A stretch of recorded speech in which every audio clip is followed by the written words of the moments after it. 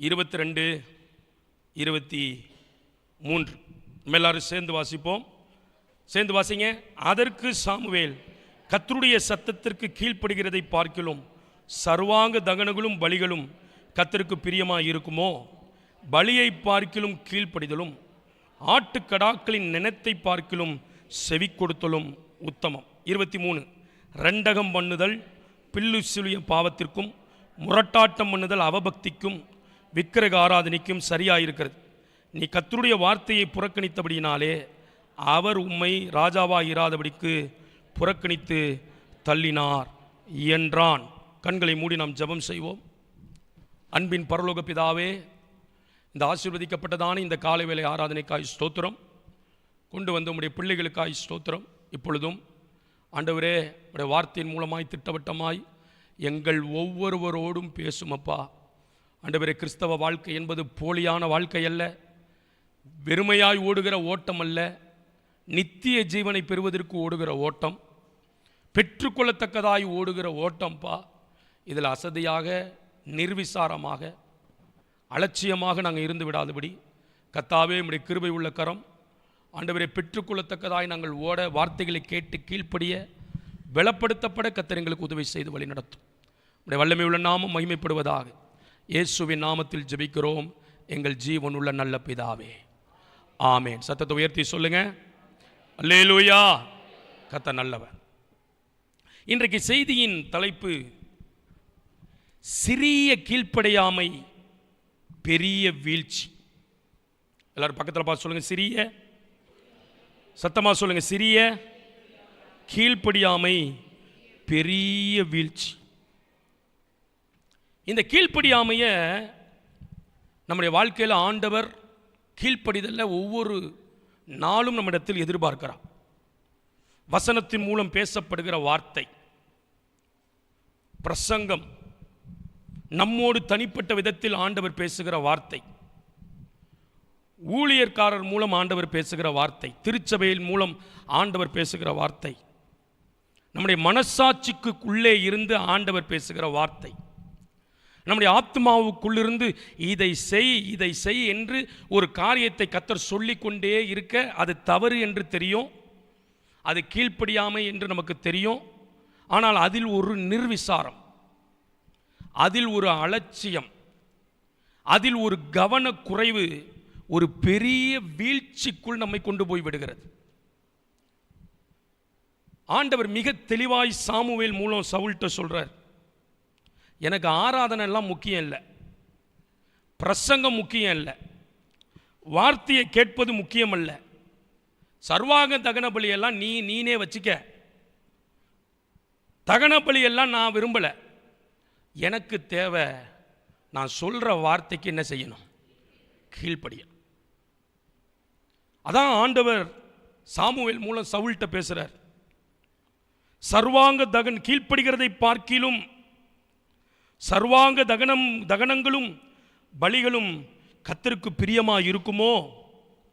பலியை பார்க்கிலும் கீழ்ப்படிதலும் ஆட்டுக்கடாக்களின் நினத்தை பார்க்கிலும் செவி கொடுத்தலும் உத்தமம். கைகளை நல்ல உயர்த்தி ஆமேன்னு சொல்ல. ஒரு கிறிஸ்தவ வாழ்க்கை ஆராதனையில் அடங்கி இருக்கவில்லை. ஒரு கிறிஸ்தவ வாழ்க்கை அங்கு இங்கு குதித்து எழுப்புதல் பிரசங்கியார் பிரசங்கம் பண்றாரே அதில் அடங்கி இருக்கவில்லை. ஒரு கிறிஸ்தவ வாழ்க்கை அல்லேலூயா ஆமேன் என்று போட்டுக்கொண்டிருக்கிற காரியத்தில் இருக்கவில்லை. ஆவியில் நிரம்பி நாங்கள் இருக்கிற ஆவிக்குரிய திருச்சபை என்று சொல்வதனால் இருப்பதில்லை. ஒரு கிறிஸ்தவ வாழ்க்கை கர்த்தருடைய சத்தத்திற்கு கீழ்ப்படிவதில் இருக்கிறது. கைகளை நல்ல உயர்த்தி ஆமேன் சொல்ல. என் ஆடுகள் என் சத்தத்திற்கு என்ன செய்கிறது?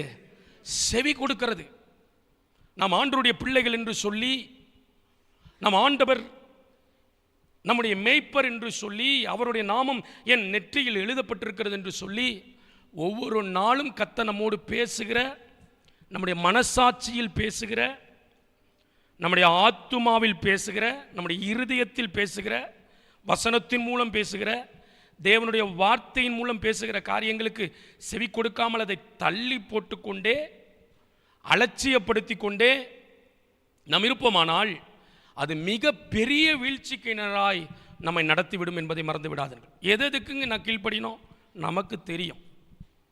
நம்ம எதை தள்ளுறோம், எதை முதன்மையாக வைக்கிறோம், இந்த உலகத்தில் எதை நம்ம மேன்மையாக கருதுகிறோம், எதை ஆண்டவர் செய்யாதன்னு நம்மோடு பேசுகிறாரு. எல்லா சத்தம் சிலருக்கு சொல்லுவாங்க, ஆண்டவருடைய சத்தம் நான் கேட்டது எல்லாருக்கும் கேட்கும். இங்கே உட்காந்துருக்கோம் எல்லாருக்கும் கேட்குமானா எல்லாருக்கும் தேவ சத்தம் கேட்கும். சிலர் என்கிட்ட வந்து சொல்லுவாங்க, நான் அப்படி நீங்கள் தேவ சத்தம் கேட்குற ஆளா, நான் அப்படி தேவ சத்தத்தை கேட்டதே இல்லையே அப்படின்னு நிறைய பேர் சொல்லுவாங்க. நீங்கள் தேவ சத்தம் இல்லாமல் புரியாதீங்க, இப்போ தேவ சத்தம் தெரியாமல் இருக்காதீங்க. நீங்கள் உன்னை செய்ய போகும்போது உங்கள் மனசாட்சிக்குள்ளிருந்து ஒரு சத்தத்தை ஆண்டவர் பேச வைப்பார். அது யாருடைய சத்தம்? கர்த்தருடைய சத்தம். இதை செய்யாத, இதை பண்ணாத. நம்ம அதை மீறி செய்யும்போது நம்முடைய இருதயம் துக்கத்தினாலும் கவலையினாலும் நிறைந்திருக்குன்னா தேவ சத்தத்தை நீங்கள் மீறி இருக்கீங்கன்னு அர்த்தம். நமக்கு தவறு எதுன்னு நல்லாவே தெரியும். வாரம் வாரம் ஒரு பிரசங்கம் அவசியம் இல்லை, வாரம் வாரம் ஒரு உணர்த்துவித்தல் நமக்கு அவசியம் இல்லை. ஆனால் நம்ம கீழ்ப்படிதலை விட்டுட்டு எதுக்கு சபைகள் வந்து விட்டது தெரியுமா? ஆராதிக்க, குதூகலம் கொண்டாட, துதிக்கிறேன் என்று சொல்ல, மகிமைப்படுத்துகிறேன் என்று சொல்ல. உள்ளத்தின் ஓரத்தில் உட்கார்ந்திருக்கிற ஆவியானவர் துக்கத்தோடு நம்முடைய ஆராதனைகளை அனுசரிக்காமல் இருக்கிறார். பொங்கலுக்கு ஒரு வேஷம், திங்களுக்கு ஒரு வேஷம், ஞாயிற்றுக்கிழமைக்கு ஒரு வேஷம். தவறு தெரியும், தவறுகள் தெரியும். அந்தரங்க வாழ்க்கையில் தேவ சத்தம் நமக்கு கேட்கிறது, ஆவிக்குரிய வாழ்க்கையில் தேவ சத்தம் நமக்கு கேட்கிறது, இருதயங்களில் தேவ சத்தம் நமக்கு கேட்கிறது, தனிப்பட்ட வாழ்க்கையில் தேவ சத்தம் நமக்கு கேட்கிறது, பலமாய் கேட்கிறது. காதில் தான் கேட்கணும்னு அவசியம் இல்லை. சொல்லி சொல்லி தேவனுடைய வார்த்தைகளுக்கும் ஜெப வாழ்க்கைக்கும் நம்மை ஒப்பு கொடுக்காமல், கடந்த வாரம் கேட்டது போல பொருத்தனைக்கும் ஒப்பு கொடுக்காமல், கடந்த வாரம் நம்ம கேட்டது போல நான் பரிசுத்தராய் இருக்கிறது போல நீங்களும் பரிசுத்தராயிருங்கள் என்று வெறும் வாயோடும் வெறும் திருக்குறள் ஒப்பிப்பது போல வசனத்தோடும் வெறும் உதத்தோடும் நம்முடைய வார்த்தைகள் போகுமானால் சிறிய கீழ்ப்படியாமை ஒரு பெரிய வீழ்ச்சிக்கு நேராக நம்ம வழி நடத்திடும். இன்னைக்கு தெளிவா செவி சாய்த்து கர்த்தர் பல விதத்தில் நம்மோடு பேசுகிறார், பல வழிகளில் பேசுகிறார். சொப்பனத்தின் மூலம் பேசுகிறார், தரிசனத்தின் மூலம் பேசுகிறார், ஊழியக்காரர் மூலம் பேசுகிறார், வார்த்தையின் மூலம் பேசுகிறார். உங்கள் இருதயத்திலே அவர் பேசுகிறார். எதை கேட்டாலும் அதை நிர்விசாரமாய் அலட்சியமாய் நாம் செய்து கொண்டிருப்போமானால் அது பெரிய வீழ்ச்சிக்கு நேராய் நம்மை வழி நடத்திவிடும். ஒன்றை நீங்கள் புரிந்து கொள்ளுங்கள், பிசாசுடைய பெரிய தந்திரம் என்ன தெரியுமா? இந்த கீழ்ப்படிதலை ரொம்ப அலட்சியப்படுத்த வைப்பான். இந்த கீழ்ப்படிதலை சண்டே கிளாஸில் சொல்லி கொடுப்பாங்க. பிள்ளைகளே, உங்கள் பெற்றாருக்கு கர்த்தருக்குள் எல்லா காரியத்திலும் என்ன செய்யுங்க. அது சண்டே கிளாஸ் வசனம்னு நினச்சிக்கிறது. சண்டே கிளாஸுக்குன்னே சில வசனம் வச்சுருப்பாங்க. சிலர் பார்த்தீங்களா, அடக்க ஆராதனைக்குன்னே சில பாட்டு வச்சுருப்பாங்க. நல்ல பாட்டெல்லாம் எதுக்கு போயிடுச்சு? அடக்க ஆராதனைக்கு போயிடுச்சு. பரலோகமே என் சொந்தமே என்று காண்பேனோ, அதெல்லாம் இப்போ பாடுறதில்ல. யாராவது மண்டை போட்டால் தான் என்ன பண்ணுறது, பாடுறது. அந்த மாதிரி சில வசனங்கள் பிசாசு நம்மை அப்படியே கீழ்ப்படிதலை விட்டு கட்டி நகர்த்தி போடுகிறான். மேன்மையான இடத்திற்கு வர வேண்டியவர்கள் தங்களை திருத்தி கொள்ளாம, தங்களை சரி செய்து கொள்ளாம, தங்களை இருமாப்பாய் வைத்துக்கொண்டு, தங்கள் இருதயத்தில் கடினத்தை வைத்துக்கொண்டு, சதையான இருதயம் உள்ளவர்களாய் இல்லாமல் முரட்டாட்டம் உள்ளவர்களாய் மாறி அந்த கீழ்ப்படிதலுக்கு இடம் கொடுக்காததினாலே அது சாதாரணமாய் அவர்கள் வாழ்க்கையில் மாறி பெரிய வீழ்ச்சிக்கு நேராய் அவர்களை வழிநடத்தி விடுகிறது. நான் உங்களுக்கு சொன்னேன், கீழ்ப்படிதலை பிசாசு எப்பொழுதும் எப்படி காட்டுவான்? சத்தமாக சொல்லுங்க, சாதாரணமாக காட்டுவான். அதான் பிசாசோட தந்திரம். இதை செய்யாதீங்க, அது சாதாரணமாய் நமக்கு தோன்றும், சாதாரணமாய் தோன்றும். நான் உங்களுக்கு சொல்றேன், அந்த கீழ்ப்படிதலுக்குள்ளதான் ஜீவன் இருக்கிறது. கையை உயர்த்தி ஆமேன்னு சொல்லுங்க. அந்த கீழ்ப்படிதலுக்குள்ளதான் முழு வாழ்க்கை அடங்கி இருக்கிறது. அந்த கீழ்ப்படிதலுக்குள்ளதான், கீழ்ப்படியாமைக்குள்ளே தான் முழுமையான அழிவும் அடங்கியிருக்கிறது. துதியெல்லாம் அப்புறம், ஆராதனையெல்லாம் அப்புறம், ஆவில் நிறைவதெல்லாம் அடுத்து. முதலாவது கர்த்தர் சொல்லுகிற காரியங்கள் நாம் அதை தாண்டி தாண்டி வெளியே ஒரு வாழ்க்கையும் உள்ளே ஒரு வாழ்க்கையும் செய்வோமானால் புரோஜனமற்ற வாழ்க்கை ஓடுகிறோம். அந்த ஓட்டம் எதையும் பெற்றுக்கொள்ளாத ஒரு ஓட்டம். இன்றைக்கு ஆண்டவர் சரியான ஒரு மாற்றத்தை கட்டளையிடுவாராக. எபேசியரில் வாசிக்கிறோம், கீழ்ப்படிதல் என்பது முதலாவது பிசாசு சிறியதாக காட்டுவான். அதில் தான் ஒரு பெரிய விஷயம் அடங்கியிருக்கு. தயவு செய்து எல்லாரும் பக்கத்தில் சொல்லுங்க, கீழ்ப்படுகிறதுக்குள்ளதான் சொல்லுங்க, கீழ்ப்படுகிறதுக்குள்ளதான் ஒரு பெரிய விஷயம் அடங்கியிருக்கு.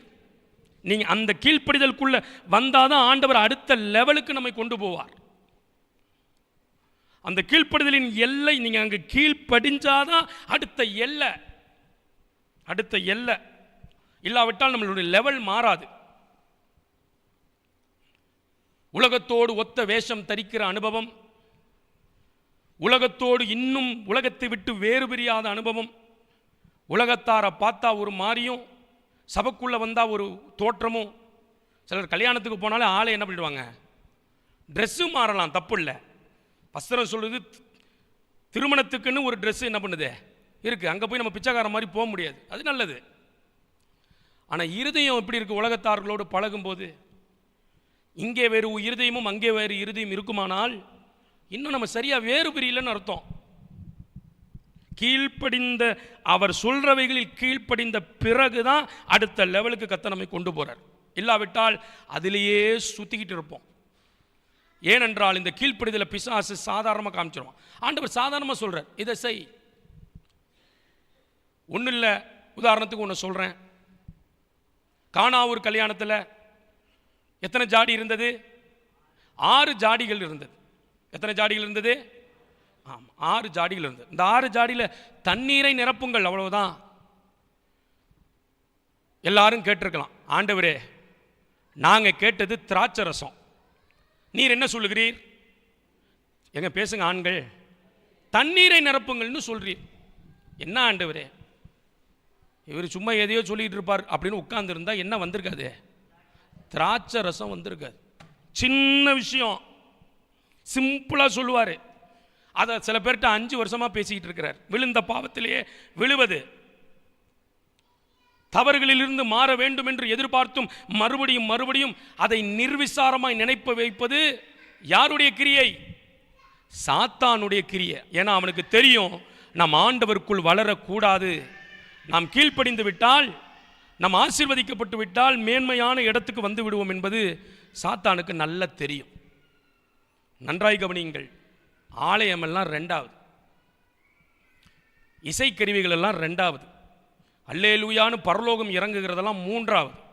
ஒரு தனி மனிதனுக்குள் ஆண்டவர் மெல்லிய சத்தத்தோடு அடி ஆழத்தில் மனசாட்சியில் நாம் மாற வேண்டும் என்று எதிர்பார்க்கிறவைகளில் பேசுகிறதற்கு முதல் கீழ்ப்படிவோமானால் அதுதான் கிறிஸ்தவத்தின் தொடக்கமாக இருக்கிறது. அதை தாண்டி நம்ம என்ன செஞ்சாலும் தேவனை அதை பிரியப்படுத்தாது.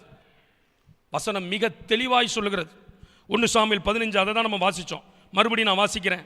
22வது வசனம், கர்த்தருடைய சத்தத்திற்கு கீழ்ப்படுகிறதை பார்க்கிலும் சர்வாங்க தகனங்களும் பலிகளும் கர்த்தருக்கு பிரியமோ.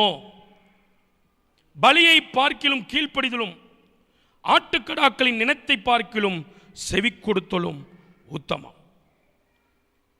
இந்த கீழ்ப்படியாமைய ஆண்டவர் இன்னும் கொஞ்சம் ஆழமாக கொண்டு போறார். 23வது வசனத்தை எல்லாரும் பாருங்க. ரெண்டகம் பண்ணுதல். அவன் ரெண்டகம் பண்ணானா சவுலு? கீழ்ப்படியாமை. கீழ்ப்படியாமை என்பது என்னன்னா, ரெண்டகம் பண்ணுதல்னா கலகம் பண்ணுதல் இருக்கு ஆங்கிலத்தில். நான் ஒன்றை சொல்கிறேன், நீ ஒன்றை செய்கிற. நான் ஒன்றை சொல்லி இதை செய்யன்னு சொல்கிறேன், நான் செய்ய மாட்டோம் அப்படின்னா அதுக்கு பேர் ரிபெலியன், கலகம். ரிபெலியஸ் ஜெனரேஷன் அப்படின்னு இருக்கு, கலகக்கார சந்ததியார் அப்படின்னு இருக்கு. அப்போ ஆண்டவர் எங்கே கொண்டு போகிறார் பாருங்க. ஒரு சின்ன கீழ்ப்படிதலின் இல்லாததுனால அந்த சவுலுக்கு பேர் வைக்கிறார். என்ன பேரு? கலகக்காரன், ஆண்டவரை கோபப்படுத்துறவன். அடுத்து இந்த கீழ்ப்படியாமை என்ன சொல்றாரு வாசிங்க, 23வது வசனம். முரட்டாட்டம் பண்ணுதல். அப்படியே சொல்லிட்டு பேசாம விட்டுட்டா பரவாயில்ல. எங்க தெரியுமா கொண்டு போறாரு? இரண்டகம் பண்ணுதல் பில்லி சூனிய பாவத்திற்கு. நான் பில்லி சூனிய வைக்கலையேன்னு சொல்லக்கூடாது. ஆண்டவர் எங்கெங்க கொண்டு போறார் பாருங்க ஒரு கீழ்ப்படியாமைய. தயவு செய்து கவனமாக கவனிக்கணும். இல்லை நான் துதிக்கிறேன், இல்லை நான் அவருக்கு ஆராதனை பண்றேன், ஆண்டவர் சொல்றார் இதை பார்க்கிலும் அது இல்லை, எனக்கு ஒண்ணுமே தேவையில்லை. கீழ்ப்படியாமையிலிருந்து தேவன் இரண்டகம் பண்ணுதல், அதான் கலகம் பண்ணுதல்.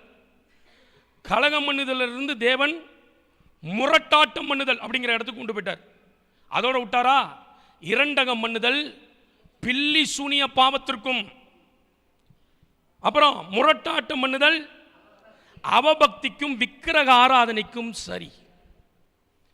இவ்வளோ பெருசா பேசுறார் ஆண்டவர், இவ்வளோ லென்த்தா பேசுறார் ஒரு கீழ்ப்படிதலை குறித்து.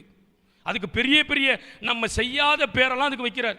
யாராவது விக்கிரக ஆராதனை பண்ணிட்டு இந்த கால வேளையில் நான் ஆராதனைக்கு வந்தேன்னு சொல்றவங்க கையை உயர்த்துங்க. விக்கிரக ஆராதனை பண்ணிட்டு நான் வந்தேன், ஒரு ஒரு ஒரு எதையோ ஒன்று கும்பிட்டுட்டு வந்தேன் அப்படின்னு சொல்றவங்க கையை உயர்த்துங்க. இங்கே யாரும் இருக்க மாட்டீங்க. ஆனால் நமக்குள்ள விக்கிரக ஆராதனை இருக்குங்கிறார் ஆண்டவர். விக்கிரக ஆராதனை இருக்குங்கிறார். கலகம் பண்றவங்களா நீங்களும் நானும் இல்லை. ஆனால் ஆண்டவர் சொல்றாரு கலகக்காரர், ரெண்டகம் பண்ணுதல், முரட்டாட்டம் பண்ணுதல் அவபக்திக்கும் விக்கிரக ஆராதனைக்கு சமம். அப்படி என்ன ஆண்டவரை பண்ணிட்டேன்? சவுலுக்கு கேள்வி வந்திருக்கும்ல. ஆண்டவர் சொல்றாரு நீ கர்த்தருடைய வார்த்தையை புறக்கணித்தபடியினால். கைகளை நல்ல உயர்த்தி ஆமேன்னு சொல்ல. அல்லேலூயா. நல்ல சத்தமா ஆண்கள் பகுதியில் கையை உயர மாட்டேங்குதே. கீழ்ப்படிதலை பிசாசு சாதாரணமாக காட்டுறான், கீழ்ப்படிதல் தான் முக்கியங்கிறத ஆண்டவர் ரொம்ப பெருசாக காட்டுறார். கைகளை உயர்த்தி ஆமேன்னு சொல்லுங்க. இந்த கீழ்ப்படிதல் சாத்தானை எதிர்க்கும் ஆயுதம். எபேசியர்ல வாசிக்கிறோம், கர்த்தருக்கு கீழ்ப்படிந்து பிசாசுக்கு எதிர்த்து நில்லுங்க. நம்ம கீழ்ப்படிதலே இல்லாம இயேசுவின் நாமத்தில் பிசாசை கட்டுகிறோம், துரத்துகிறோம் அப்படின்னா பிசாசு ஒரு இன்ச்சு கூட என்ன பண்ண மாட்டேங்குது, ஓட மாட்டேங்குது. ஏன் ஓடல?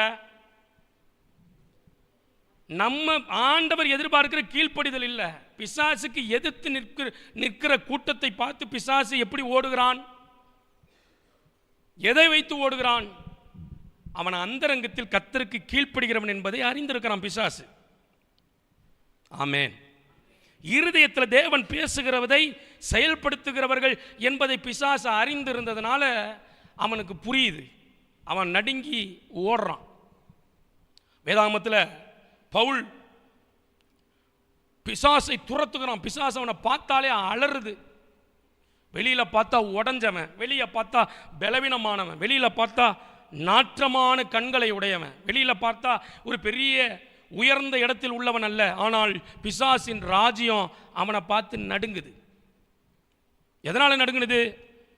சிலர் இந்த பவுல் இயேசுவின் நாமத்தை சொல்லும் போதே பிசாசு நடுங்குகிறது என்று சிலர் எழும்பி பவுல் பிரசங்கிக்கிற இயேசுவின் நாமத்தினாலே பிசாசே ஓடு என்று சொன்னபோது அது பாய்ந்து அவர்கள் வஸ்திரங்களை பிடித்து கிழித்து அவர்கள் நிர்வாணமாய் ஓடினார்கள் என்று வேதம் சொல்லுது. ஏனென்றால் ஆண்டவர் கீழ்ப்படிதலை எதிர்பார்க்கிறார். கீழ்ப்படிதல் என்பது சிறியதல்ல, தேவன் எதிர்பார்க்கிற மிகப்பெரிய காரியம். அது இல்லாம கிறிஸ்தவ வாழ்க்கையில் நம்ம எதை செய்தாலும் அது தேவனை பிரியப்படுத்தாது. இரண்டாவது, கீழ்ப்படிதல் என்பது பிசாசை எதிர்க்கும் ஆயுதம். அதனால தான் உங்களுக்கு சொன்னேன், கர்த்தருக்கு கீழ்ப்படிந்து பிசாசுக்கு எதிர்த்து நில்லுங்க. நம்ம கீழ்ப்படியாமலேயே 21 நாள் உபவாசம் பண்ண முடியுமானா பண்ண முடியும். சோத்திர ஆண்டவரே, இனிமேலுக்கு செய்ய மாட்டாண்டவரே, சோத்திர ஆண்டவரே, சூப்பராக பண்ணலாம். கீழ்ப்படியாமலே சபை ஆராதனைக்கு வர முடியுமானா தாராளமாக வர முடியும்.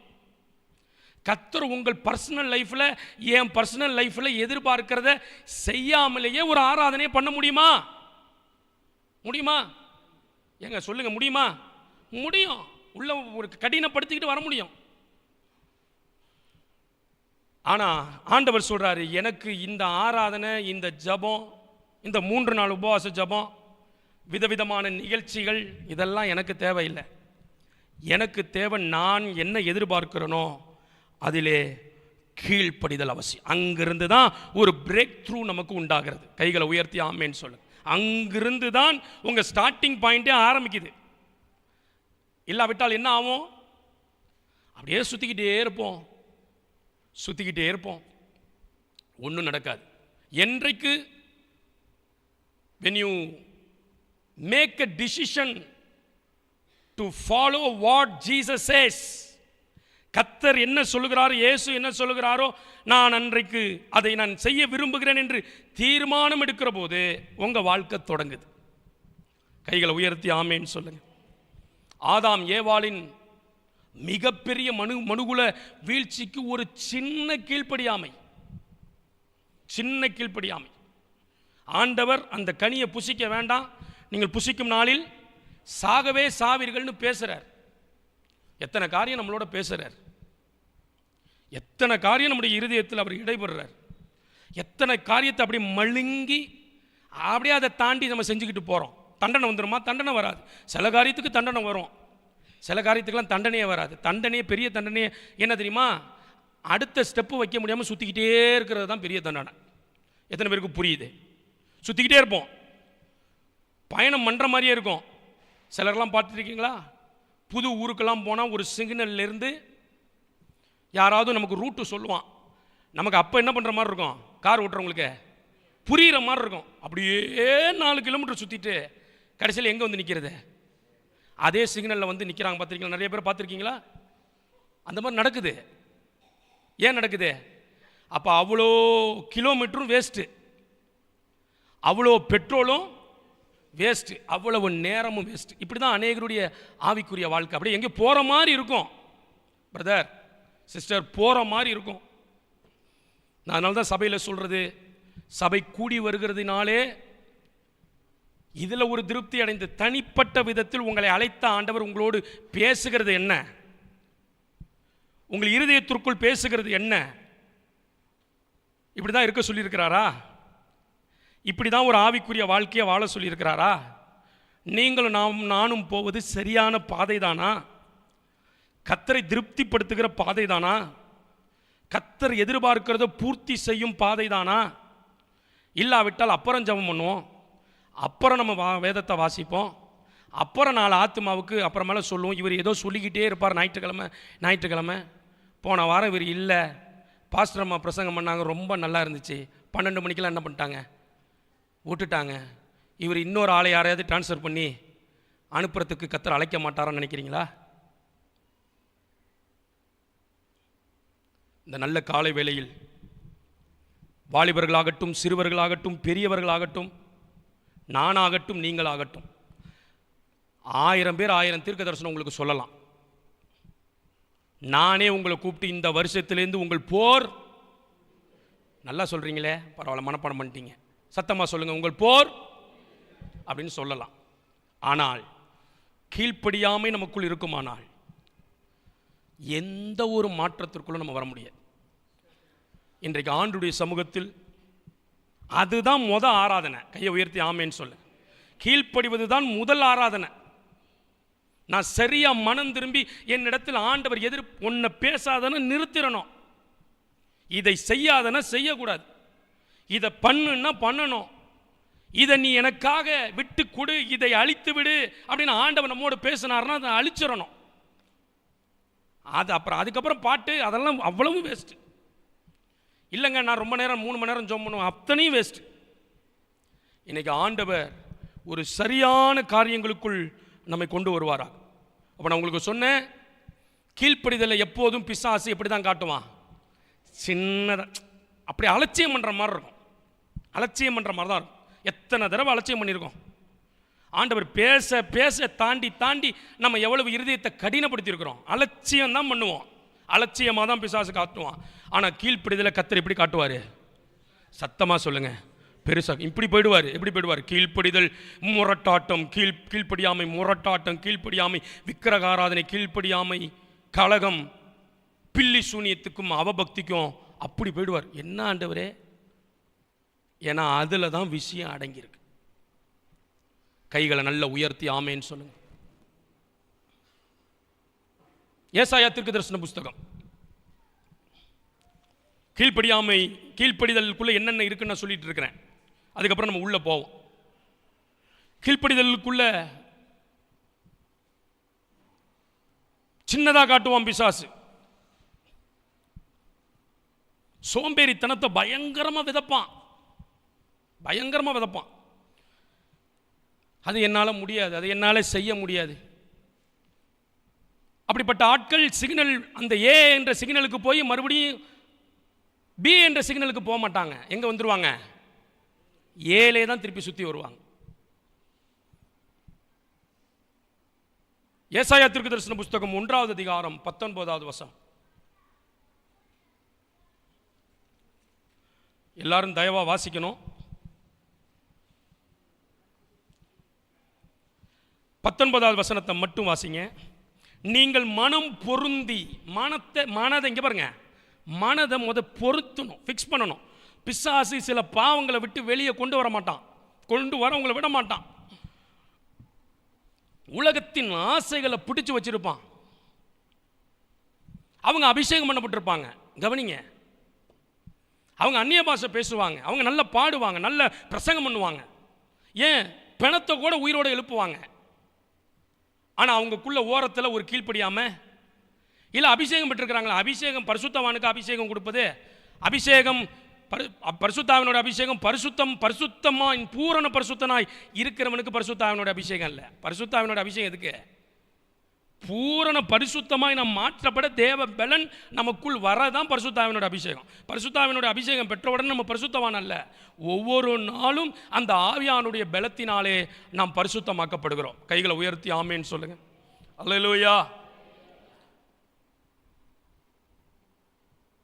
ஏசாயா 1:19 சேர்ந்து வாசிங்க. நீங்கள் மனம் பொருந்தி செவி கொடுத்தால் தேசத்தின் நன்மையை புசிப்பீர்கள். ஒரு அல்லேலூயா. ஆலயத்திற்குள் வரும்போது ஒரு பயபக்தி அல்ல, உங்க உள்ளமே தேவன் விரும்புகிற ஆலயமா மாறிடணும். ஆமென். உள்ளம் ஆலயமா மாறிடணும். தேவனின் இதுக்குள் உலாவுகிறாரே, என்ன எதிர்பார்க்கிறார்? எனக்குள் இருக்கிற ஆவியானவரை நான் துக்கப்படுத்தாமல் இருக்கிறேனா? எனக்குள் இருக்கிற ஆவியானவரின் சத்தம் கேட்டு அவரை பிரியப்படுத்துகிறவராய், அவரை சந்தோஷமாய் என் இருதயமாகிய ஆலயத்திற்குள் நான் வைத்திருக்கிறேனா? ஆலயத்திற்குள் வரும்போது பரிசுத்தம் அல்ல, நீங்களே தேவனுடைய ஆலயம். நீங்கள் பரிசுத்தமாக இருக்க ஒப்பு கொடுக்கணும். இந்த கட்டடத்தில் உலாவராறு இல்லையோ, ஒவ்வொருவருக்குள்ளும் உலாவ கர்த்தர் விரும்புகிறார். கைகளை நல்ல உயர்த்தி ஆமேன்னு சொல்லுங்க. ஏசாயா 1:19 சொல்லுது, தேசத்தின் நன்மையை புசிப்பீர்கள். இல்லாவிட்டால் வாய ஆன்னு திறந்துக்கிட்டே இருக்க வேண்டியதான். நன்மை எங்க வராது? வாய்க்கு வராது. வாய்க்கு நான் பேசுறது தயவா காது கொடுத்து கேளுங்க. வாய்க்கு வராது. ஆங்கில வேதாகமத்தில் இப்படி போடப்பட்டிருக்கிறது, you will eat the best of the land. வார்த்தையை கவனிங்க, you will eat the best of the land. 19 தமிழில் போட்டிருக்கு, நீங்கள் மனம் பொருந்தி செவி கொடுத்தால் தேசத்தின் நன்மையை புசிப்பீர்கள். அவ்வளோதான் போட்டிருக்கு. நன்மைக்கு தான் பெஸ்ட்னு போட்டிருக்கு ஆங்கிலத்தில், நன்மைக்கு தான் பெஸ்ட்னு போட்டிருக்கு. ஆனால் அதை நீங்கள் எப்படி தெரியுமா எடுத்துக்கலாம்? தேசத்தின் சிறப்பானதை புசிப்பீர்கள். கைகளை உயர்த்தி ஆமேன்னு சொல்லு. ஏசாயா 48. சிலருக்கு சமாதானம் இல்லைல்ல, ஆவியானவர் திட்டவட்டமாக உங்களோட பேசுகிறார், ஜெபம் பண்ண முடியலல்ல பிரதர், வேதத்தை உங்களால் சரியாக வாசிக்க முடியலல்ல, தூக்கமாக வருதில்ல, தேவ பிரசனத்தை ஏதோ இழந்த பறி கொடுத்த ஒரு சூழ்நிலையில் உட்கார்ந்துருக்கிறீங்களே, அதுக்கு என்ன தெரியுமா காரணம்? சமாதானமின்மை. ஏன் சமாதானம் இல்லை? ஏசாயா தீர்க்கதரிசன புஸ்தகம் 48வது அதிகாரம். எவ்வளவோ முயற்சி எடுக்கிறீங்க, ஜெபம் பண்ணி பார்ப்போம், அங்கே போய் பார்ப்போம், இந்த ஜெபத்தில் கலந்து பார்ப்போம், அதில் போனால் ஒரு விடுதலை வந்துடும், இதில் போனால் ஒரு மாற்றம் வந்துடும், அப்படி நிற்கிறீங்க. ஆனால் ஏசாயா 48:17 வசனத்தை நீங்கள் வாசித்து பார்க்கணும். ஏசாயா எடுத்துட்டீங்களா? எல்லாரும் எடுத்துட்டீங்களா? தயவா எல்லாரும் எடுங்க. ஏசாயா 48:17-18. 18வது வசனத்தை 17, 18 எல்லாரும் சேர்ந்து வாசிங்க. இஸ்ரவேலின் பரிசுத்தராய் இருக்கிற உன் மீட்பரான கர்த்தர் சொல்லுகிறதாவது, புரோஜனமாய் இருக்கிறதை உனக்கு போதித்து நீ நடக்க வேண்டிய வழியிலே உன்னை நடத்துகிற உன் தேவனாகிய கர்த்தர் நானே. இங்கே கவனிங்க, எல்லாரும் கவனிங்க. அப்புறம் 18வது வசனம் வாசிப்போம். கர்த்தர் உங்களுக்கு போதிக்கிறது எதை போதிக்கிறார் பிரதர்? புரோஜனமானது போதிக்கிறார். சபைக்குள்ள வரீங்க, உங்க ஆத்துமா ஈடேற போதிக்கிறார். உங்களுடைய ஆவி கர்த்தருக்குள்ள பலப்பட கர்த்தர் போதிக்கிறார். கைகளை நல்ல உயர்த்தி ஆமேன்னு சொல்லுங்க. ஆமா, இதற்குள்ள ஒரு ஆசீர்வாதத்தை வச்சிருக்கிறார். சொல்லிட்டு 18வது வசனத்தில் சொல்றாரு, இங்க பாருங்க, நான் வாசிக்கிற மாதிரி வாசிக்கணும். இந்த என்று சொல்ற காரியத்தில் அவ்வளவு துக்கம் ஆண்டவருக்கு இருக்கு பிரதர். இந்த என்று சொல்லுகிற காரியத்தில் அவ்வளவு பாரம் ஆண்டவருக்கு இருக்கு. எங்க இருக்கு? 18வது வசனத்தை பாருங்க. என் கற்பனைகளை கவனித்தாயானால் நலமாயிருக்கும். எல்லாரும் கவனிங்க, கடற்கடனை அடுத்ததுக்கு போயிடாதீங்க. அது அப்படி இப்படி படப்படன்னு போய் தான் நமக்கு எதுலையுமே நம்ம நிலையா இல்லை. என் கற்பனைகளை கவனித்தாயானால் நலமா. ஆராதனை பண்ற, துதிக்கிற, ஆடுற, பாடுற, என்ன பண்றோம், அதை பண்றோம்னு சொல்றியப்பா. என் கற்பனைகளை கவனித்தாயானால் நலமாயிருக்கும். அப்பொழுது சேர்ந்து வாசிங்க. அப்பொழுது உன் சமாதானம் நதியை போலும், உன் நீதி சமுத்திரத்தின் அலையை போலும் இருக்கும். கைகளை தட்டி கர்த்தரை உற்சாகமா மகிமைப்படுத்து. சமாதானம் எங்க வருது? அவருடைய கற்பனைகளின்படி கேட்டால் சமாதானம். கைகளை உயர்த்தி ஆமேன்னு சொல்லு. வாக்குத்தத்த அட்டை எப்படி அடிக்கிறாங்க? என் கற்பனையின்படி கேட்டால் நலமா இருக்குங்கிறத விட்டுறான். வாக்குத்தத்த பிரிண்டிங் அடிக்கிறவன் விட்டுட்டு அவன் சொல்றான் நமக்கு, உன் சமாதானம் நதியை போலவும் உன் நீதி சமுத்திரத்தின் அலையை போலவும் இருக்கும். நம்மால் இந்த காடை வாங்கி பார்க்குறாங்க. இந்த வருஷத்தில் கர்த்தர் சமாதானத்தை காவிரி ஆற போல ஓட பண்ணுவார். எங்கும் என்னது நமக்கு சமாதானம். நம்மளுடைய நீதி கடல்ல போல சமுத்திரம் போல இருக்கும் அப்படின்னு நினைச்சுக்கிட்டு ஏமாந்துடுறாங்க. ஆனா யாருக்கு இருக்கும்? யாருக்கு இருக்கும் பிரதர்? தூங்குறவங்களை தட்டி விடுங்க, யாருக்கு இருக்கும்? ஆனா இப்படி ஒரு சமாதானமான தூக்கத்தை நான் எங்கேயுமே பார்த்ததில்லை. அதுவும் வசனத்தை கேட்கும்போது இந்த தூக்கம் என்னது? ஸ்லீப்பிங் டோஸ் போட்டாலும் நைட்டில் தூக்கம் வர்றதில்லை. ஆனால் பிரசங்கம் பண்ணும்போது வர்ற தூக்கம் இருக்கு பாருங்க, அது யார் கொடுக்குற தூக்கம்? சாத்தான் கொடுக்குற தூக்கம். நீங்கள் கொஞ்சம் கவனமாக இருக்கணும், கவனமாக இருக்கணும். வார்த்தையை உள்ளே போக விட மாட்டான். சிலருக்கு வார்த்தை உள்ளே போனாலும் அதன்படி நடக்கிறதுக்கு விட மாட்டான். நேற்று ஆயத்த ஜபத்தில் இப்படி ஜோம் பண்ணியிருக்கிறோம். பாரத்தோடு ஒரு வார்த்தை சொல்லி ஆயத்த ஜபத்தில் கலந்து கொண்டவர்களுக்கு புரியும். என்ன தெரியுமா சொல்லி ஜோம் பண்ணியிருக்கிறோம்? ஆண்டவரே, வசனத்தை கேட்கிறவர்கள் உணர்ந்து அதை செய்வதற்கேற்ற பலனை அவர்களுக்கு தாரும். ஆமேன்னு சொல்லுங்க. அதற்கேற்ற அதை அவர்கள் கேட்டுட்டு வேதனைப்பட்டுட்டு போயிடக்கூடாது. ஐயோ நான் தவறு செய்கிறேன்னு நினச்சிட்டு போயிடக்கூடாது. அதை நிறைவேற்றுவதற்கு கீழ்ப்படிவதற்கு ஏற்ற பலனை அவர்களுக்கு தாரும். கைகளை உயர்த்தி ஆமேன்னு சொல். சபைக்குள்ள ஆண்டவர் பேசுறது புரோஜனமானவைகள்ங்க. நீங்கள் சும்மா இப்போ ஒரு பாஸ்டர் மைக்கை பிடிச்சி ஏதோ ஒருத்தர் பேசுகிறாருன்னா சும்மா என்னமோ பேசுகிறார். புரோஜனமானவைகள். உங்களுக்கு கொடுக்கப்படுகிற ஆலோசனைகள் புரோஜனமானவைகள். ஆமேன்னு சொல்லுங்க. இதை செய்யுங்க, இதை செய்யாதீங்க, இப்படி பண்ணுங்க. அடக்குமுறை அல்ல, புரோஜனமானவைகள். உங்கள் ஆத்மாவுக்கு புரோஜனமானவைகள். கைகளை உயர்த்தி ஆமேன்னு சொல்லுங்க. ஆமா. அப்ப சமாதானம் ஏன் இல்லை? ஏன் சமாதானம் இல்லை? நதியை போல இருக்குன்னு மேலே உள்ளதை விட்டாச்சு. அவர் விரும்புகிற கற்பனைகளுக்கு கீழ்ப்படுகிற காரியத்தை விட்டுட்டா எப்படிங்க இருதயம் சமாதானமா இருக்கும்? ஜெபமணி பார்க்குறாங்க, எனக்கு சமாதானம் இல்லை அப்படி சொல்றவங்க உண்டு. ஆராதிச்சு பார்க்குறேன், எனக்கு என்ன இல்லை? கவனிங்க கவனிங்க கவனிங்க. ஆராதிச்சு பார்க்குறேன், எனக்கு சமாதானம் இல்லை அப்படி சொல்றவங்க உண்டு. நான் உபவாசம் இருந்து பார்க்குறேன், என் இருதயம் 1000 பிரச்சனை வெளியே இருக்கலாம். இருதயத்துக்குள்ள நதியை போல ஒரு சமாதானம் ஓடணும். கைகளை உயர்த்தி ஆமேன்னு சொல்லுங்க. அது யாருடைய சமாதானம்? கர்த்தர் சொன்னார், உலகம் தருகிற சமாதானத்தை அல்ல, என்னுடைய சமாதானத்தை நான் உங்களுக்கு வைத்து போகிறேன். அல்லேலூயா. சத்தமா சொல்லுங்க அல்லேலூயா. கைகளை உயர்த்தி சொல்லுங்க அல்லேலூயா. கீழ்ப்படிதல். சவுல் என்ற ஒரு மனிதனை குறித்து வாசிக்கிறோம். 1 சாமுவேலின் புஸ்தகம் 13வது அதிகாரத்தில் நீங்கள் வாசித்து பார்த்தீங்கன்னா, பெலிஸ்தியருக்கு விரோதமான ஒரு பெரிய போர். இந்த போரிலே 3000 பேரோடு சவுல் புறப்படுறான். ராஜாவான மறு வருஷத்தில் 2000 பேர் இவன் தலைமையின் கீழே, 1000 பேர் இவனுடைய பையனாகிய யோனத்தானின் தலைமையின் கீழே. யோனத்தான் போன குரூப்பில் இந்த பெலிஸ்தியரை ஒரு தொகையான அளவில் முறியடித்தார்கள்.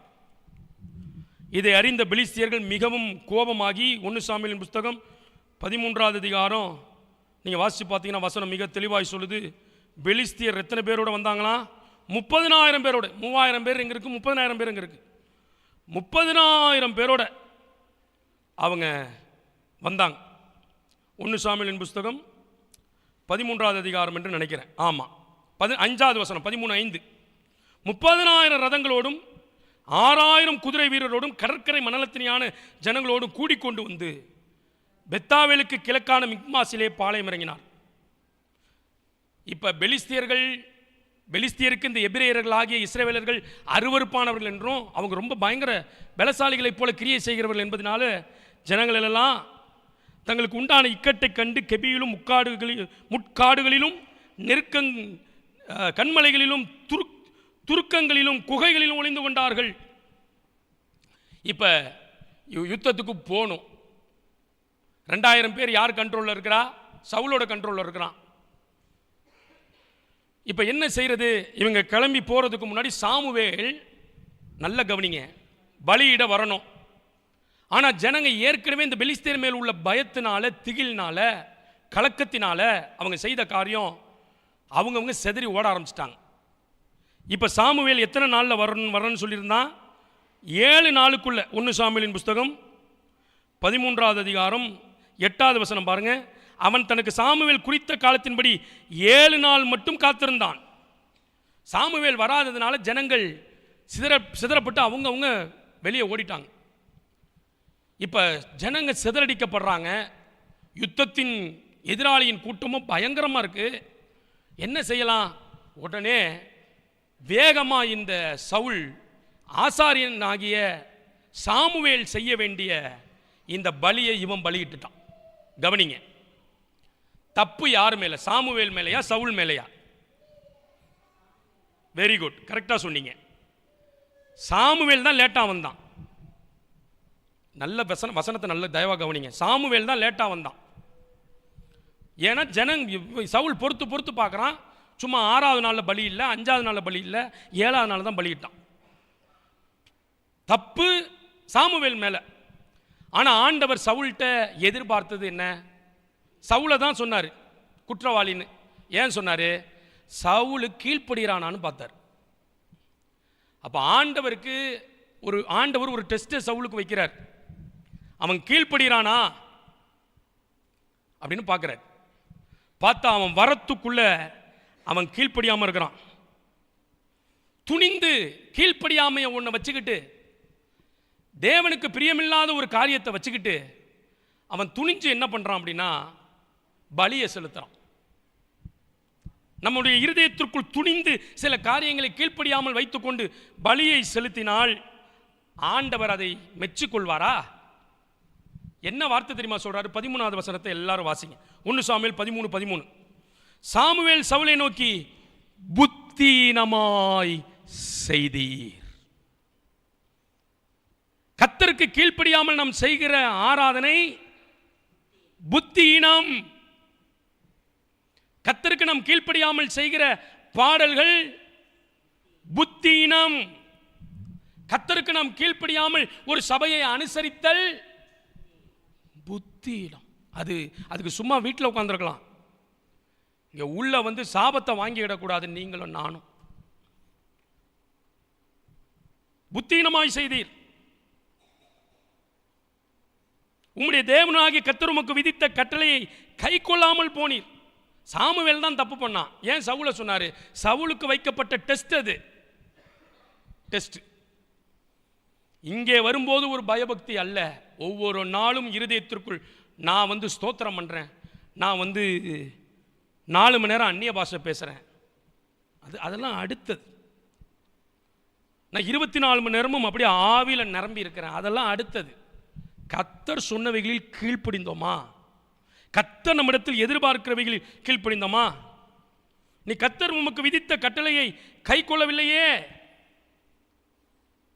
புத்தீனமாய் செய்தீர். நம்மளிடத்தில் விலக வேண்டியது என்ன தெரியுமா? கீழ்ப்படியாமை. அதான் முதல் ஆராதனை. கையை உயர்த்தி ஆமேன்னு சொல்ல. அதான் பிரதான ஆராதனை. ஆமேன். அதான் மகிமை உள்ள ஆராதனை. அதுதான் ஆலயத்தில் அனுசரிக்கிறதை விட மேலான ஆராதனை. ஒரு அல்லேலூயா சத்தமா சொல்லுங்க, அல்லேலூயா. இந்த ஒரு விஷயத்தில் கர்த்தர் விட்டார். இப்பொழுது உம்முடைய ராஜ்யபாரம் நிலை நிற்காது. கர்த்தர் தம்முடைய இருதயத்திற்கு ஏற்ற ஒரு மனுஷனை தமக்கு தேடி அவனை கர்த்தர் தம்முடைய ஜனங்களுக்கு மேல் தலைவனாக இருக்க கட்டளையிட்டார். கர்த்தர் உமக்கு விதித்த கட்டளையை நீர் நிறைவேற்றவில்லையேன்னு சொல்லி முடிக்கிறான். இவன் கொஞ்சம் மனம் திரும்பி இருக்கலாம், சரி என்னமோ அப்படி இப்படி பேசி விட்டுட்டான். மறுபடியும் கவனிங்க, மறுபடியும் அதே தப்ப 1 சாமுவேல் 15வது அதிகாரத்தில் பண்றான். என்னது? அமலேக்கரை மடங்கடின்னு ஆண்டவர் சொல்றார். இவன் என்ன தெரியுமா செஞ்சான்? அமலேக்கரை முழுவதுமாய் மடங்கடிக்காம அமலேக்கரின் சொத்துக்களில் மிருக ஜீவன்களில் முதல் தரமானவைகளை 2ஆம் தரமானவைகளை எடுத்து வச்சான். ஹலோ, கீழ்ப்படியாமைய பிசாசு எப்போதும் சின்னதாக தான் காட்டுவான். அப்படியே நம்ம கீழ்ப்படிந்தாலும் அந்த நான் பேசுகிற வார்த்தையெல்லாம் திருப்பி பேச மாட்டேன், தயவு செய்து கவனமாக கவனிங்க. இப்போ போடுற வார்த்தை ஆண்டவர் நாவில். சில கீழ்ப்படியாமை அப்படியே நம்ம கீழ்ப்படிந்தாலும் அறகுறை கீழ்ப்படிதலாக தான் வச்சிருப்பான். அறகுறை விட்டுற ஆண்டவரே, அப்புறம் சோத்துற ஆண்டவரே, அப்புறம் அப்படி அப்படி அப்படி அதெல்லாம் பார்த்துக்கலாம். இதுக்கு பேர் என்ன கீழ்ப்படிதல்? அறகுறை. முதல் தரமானவைகளும் 2ஆம் தரமானவைகளையும் தமக்கென்று எடுத்து வைக்கிற கீழ்ப்படியாமை. கர்த்தர் சொன்னார், நேரா போய் வந்தனம் சொல்றான். இந்த விஷயத்தில் நான் வேகமாக வரேன். இந்த விஷயத்தில் போய் வந்தனம் சொல்றான். சாமுவேலே, அது முதல் விஷயத்தில் நினைக்கிறேன். இப்போ இந்த விஷயத்துக்கு வாங்க. 1 சாமுவேல் புஸ்தகம் 15வது அதிகாரம்.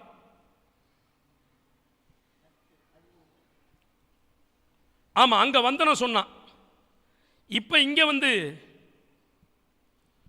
1 சாமுவேலின் புஸ்தகம் 15வது அதிகாரம் 10வது வசனம். கர்த்தர் சொல்றார், அப்பொழுது கர்த்தருடைய வார்த்தை சாமுவேலுக்கு உண்டாகி, சவுலை ராஜாவாக்கினது எனக்கு மனஸ்தாபமாக இருக்கிறது அப்படின்னு கர்த்தர் போய் பேசுறார். 13வது வசனத்தில் பாருங்க. சாமுவேல் சவுலினிடத்தில் போய் சவுல் அவனை நோக்கி, நீர் கர்த்தரால் ஆசீர்வதிக்கப்பட்டவர், கர்த்தர் சொன்ன வார்த்தையை நிறைவேற்றினேன் என்றான். அதற்கு சாமுவேல், அப்படியானால் என் காதுகளில் விழுகிற ஆடுகளின் சத்தமும் எனக்கு கேட்கிற மாடுகளின் சத்தமும் என்ன அப்படின்னு கேட்கிறான். 16வது வசனத்தில் அந்த வார்த்தையை தயவா கவனிங்க. என்ன வார்த்தை நான் சொல்ல வரங்கிறத பாருங்க. அப்பொழுது சாமுவேல் அந்த பேச்சை விடும். எந்த பேச்சை விடும்? கர்த்தருக்காக சேர்த்தேன், கர்த்தருக்காக நான் நிற்கிறேன், கர்த்தருக்காக தான் நான் வாழ்கிறேன். கர்த்தர் சொல்றாரு, உன் அந்தரங்கத்தில் என்ன இல்லை? கீழ்ப்படிதலே இல்லையே. நான் கர்த்தருக்காக செய்தேன், நீர் ஆசீர்வதிக்கப்பட்டவர். சாமுவேல் சொல்றான், இந்த பேச்சை என்ன செய்யும்? விடும். நான் கர்த்தருக்காக தான் நிற்கிறேங்கிறத என்ன செய்யும்? விடும். உண்மையாக தான் இருக்கிறேங்கிறத விடும். கர்த்தர் சொன்னதை நீ செய்யல. வசனம் சொல்கிறது, அப்படியானால் என் காதுகளில் விழுகிற ஆடு மாடுகளின் சத்தம் என்ன? நீ சிறியவனாக இருக்கும்போது அல்லவோ கர்த்தர் உன்னை ராஜாவாக்கினார். கர்த்தருக்கு பொல்லாப்பானதை செய்தது என்ன? கீழ்ப்படியாமை. எங்க எவ்வளவு பெரிய வார்த்தையை ஆண்டவர் யூஸ் பண்றார் பாருங்க. பிரதர், சிஸ்டர், பெரிய பெரிய வார்த்தையை கர்த்தர் யூஸ் பண்றார். பிசாசு நமக்கு சின்னதா காண்பிக்கிற வார்த்தையை கர்த்தர் பெருசா யூஸ் பண்றார். முதல்ல என்ன யூஸ் பண்ணாரு? கீழ்ப்படியாமை.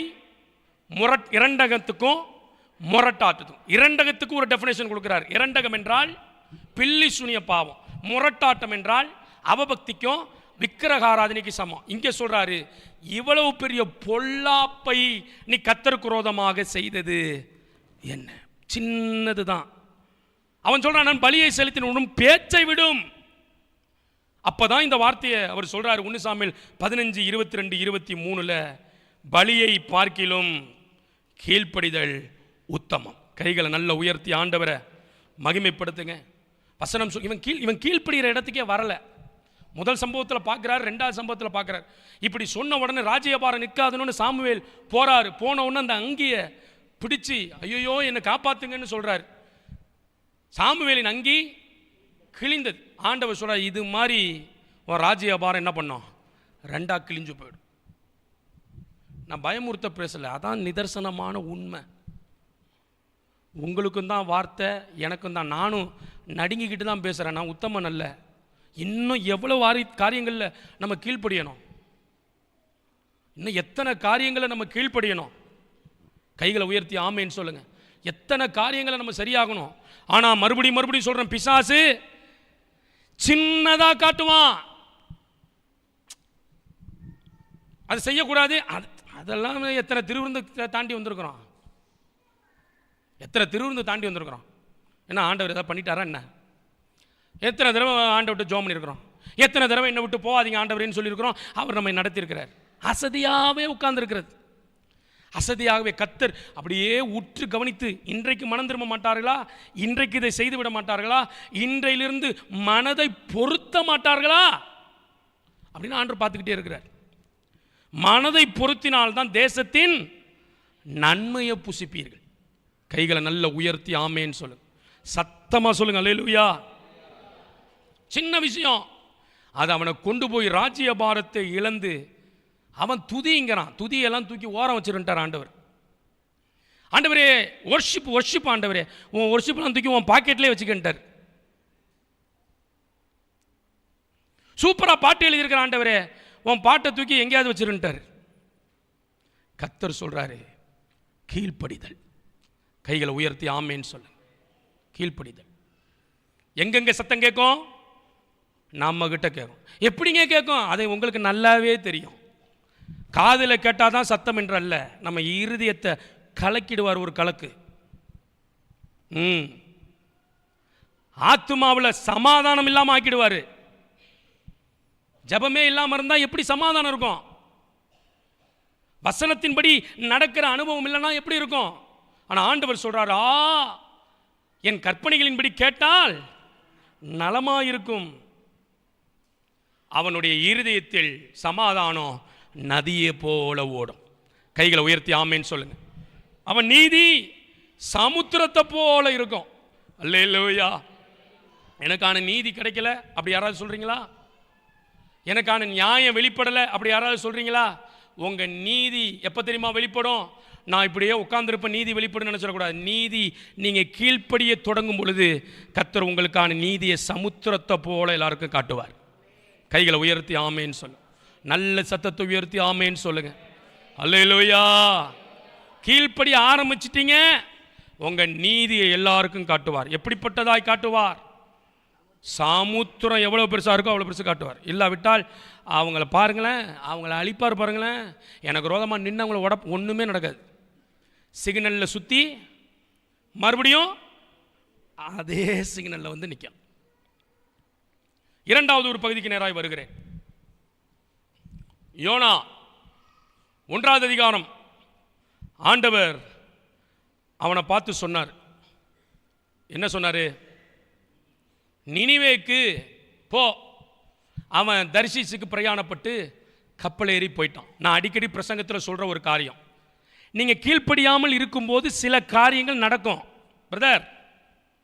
எல்லாத்தையும் ஆண்டவர் தண்டிச்சிட மாட்டார், எல்லாரையும் அடிச்சிட மாட்டார். நீங்கள் கையிட்டு செய்கிற காரியம், சில காரியம் நடக்கும். கீழ்ப்படியாமல் போகிறவனுக்கு பிரயாணம் என்ன செய்யுது? நல்லா காது கொடுத்து கேட்டு பேசுங்க, எனக்கு பதில் சொல்லுங்கள். கீழ்ப்படியாமலேயே இருக்கிறவனுக்கு சில பிரயாணம் வாய்க்கும், சில ஆசீர்வாதம் வரும். அதனால நாம் வாழ்கிற வாழ்க்கை கர்த்தருக்கு பிரயோஜனமான வாழ்க்கை நினச்சிடக்கூடாது. கப்பல் கிடைக்குது, கப்பலில் ஏறி பிரயாணம் பண்ணி போயிட்டே இருக்கிறாங்க. கொஞ்ச நேரம் கழித்து யோனா 1வது அதிகாரத்தில் கர்த்தர் பெருங்காற்ற கடலின் கொந்தளிப்பை கட்டளையிட்டார். ஏன் கட்டளையிட்டார்? கீழ்ப்படியாமை. அதான் கீழ்ப்படிந்தால் உன் சமாதானம் நதியை போல இருக்கும், உன் நீதி சமுத்திரம் மாதிரி இருக்கும். ஆனால் இங்கே நடந்தது என்ன தெரியுமா? இவன் கீழ்ப்படியாமல் உள்ளே போயிட்டு அப்படியே வண்டியில் போயிட்டு இருக்கான். எல்லா புறஜாதி மக்களும் கதறாங்க, கலங்குறாங்க. ஐயோ, யாருனால வந்தது? இவர் எங்கே போய் படுத்துக்கிட்டாரு? கப்பலின் அடித்தட்டில் போய் படுத்துக்கிட்டார். எல்லா சீட்டெல்லாம் போட்டு பார்க்குறாங்க, இவனால தான் பிரச்சனைன்னு தெரியும். ஆனால் கீழ்ப்படியாத இந்த யோனாவுக்கு நம்ம கீழ்ப்படியாததுனால தான் இவ்வளோ பிரச்சனைன்னு தெரியுமா? நல்லாவே தெரியும். இன்னைக்கு உங்களுக்கு அந்த ஒரு ஞானம் வரணும். நான் எதை சின்னதாக நினைக்கிறேனோ அதில் தான் வாழ்க்கை இருக்கு. ஆமேன்னு சொல்லுங்க. நான் இது ஒன்றும் பெரிய விஷயம் இல்லை, ஒரு பாஸ்டர் இவர் இப்படி சொல்லிக்கிட்டு தான் இருப்பார், அதுக்கு நான் கீழ்ப்படியணும்னு அவசியம் இல்லைன்னு அதை அலட்சியமாக தூக்கி போடுறதுக்குள்ளே தான் ஒரு நீடிச ஆயுசு இருக்கு. ஒரு நதியை போல சமாதானத்தை கர்த்தர் வச்சிருக்கிறார். ஆமேன்னு சொல்லுங்க. ஆண்டவர் உங்களோடு பேசி கொண்டிருக்கிற காரியத்திற்குள்ள தான் ஒரு சமுத்திரம் போல உங்களுக்கான நீதியை விளங்க பண்ற காரியத்தை கர்த்தர் வச்சிருக்கிறார். நீங்க தயவாத புரிந்து கொள்ளணும். மிகுந்த தாழ்மையோடு சொல்றேன், பாரத்தோடு சொல்றேன். அந்த எல்லைக்குள்ள கர்த்தர் நம்மை கொண்டு வரணும். நடந்தது என்ன தெரியுமா? கொந்தளித்தது. கடைசியில் யோனா பேரில் சீட்டு விழுந்தது. அவனை தூக்கி கடலில் போட்டாங்க.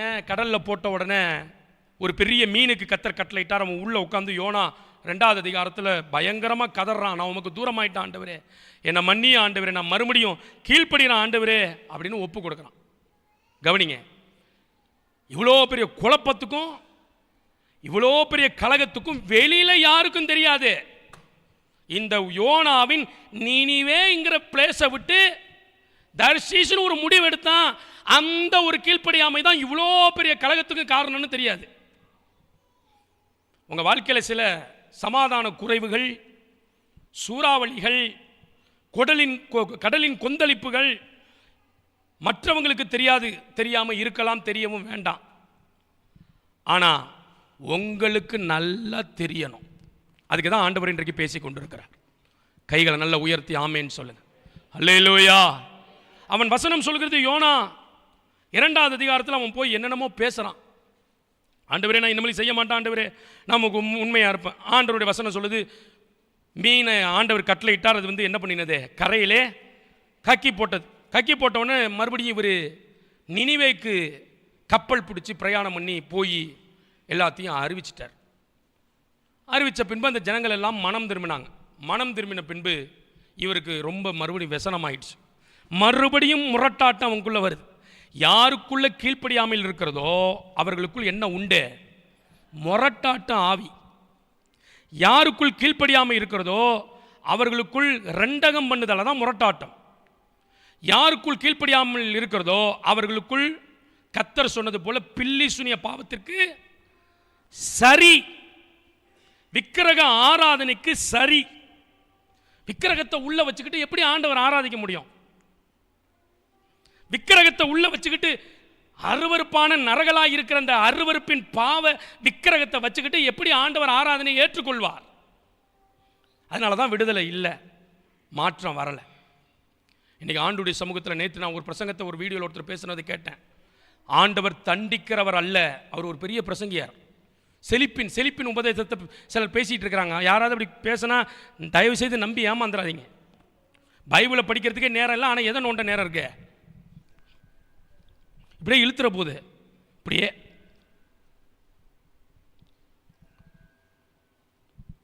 அதில் அவர் பேசுகிறார், கர்த்தர் தண்டிக்கிறவர் அல்ல, உனக்காக அவர் தண்டிக்கப்பட்டார். இது புதிய ஏற்பாடு. சிலுவைக்கு முன்னால் தான் தண்டிப்பு, சிலுவைக்கு பின்னாடி தண்டிப்பு இல்லை. இந்த ரகசியம் ஒருவனுக்கும் புரியவில்லை. அட மண்ணாங்கட்டி, இயேசு உயிர்த்தெழுந்த பின்பு தான் அனனியாவுக்கும் சப்பிராளுக்கும் தண்டனை வந்தது. ஆமேன்னு சொல்லுங்க. இயேசு உயிர்த்தெழுந்த பின்பு தான் கர்த்தருக்கான மகிமையை கொடுக்காத ஏரோது புழுபுழுத்து செத்தான். ஆமேன். நான் செத்தான்னு பேச வரல, கர்த்தர் இப்படிப்பட்ட ஒரு எல்லையிலும் இருக்கிறார் என்பதை தயவா புரிந்து கொள்ளணும். கைகளை உயர்த்தி ஆமேன்னு சொல்லுங்க. ஆமா,